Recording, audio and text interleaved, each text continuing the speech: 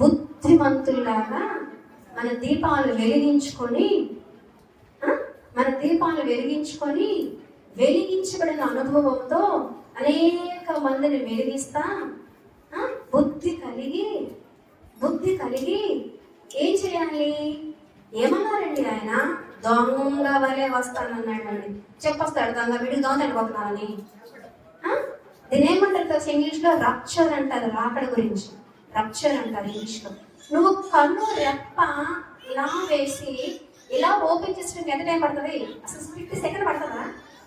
సమయం తెలుసు కదా, ఆ సెకండ్, ఆ గంట, ఆ నిమిషం,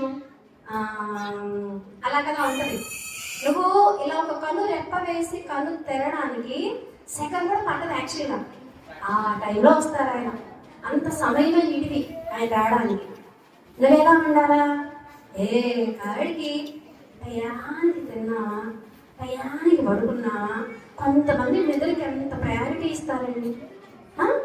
తిను, నిద్రపో, పని చేసుకో. జీవితమే అదైపోతే ఎట్లా?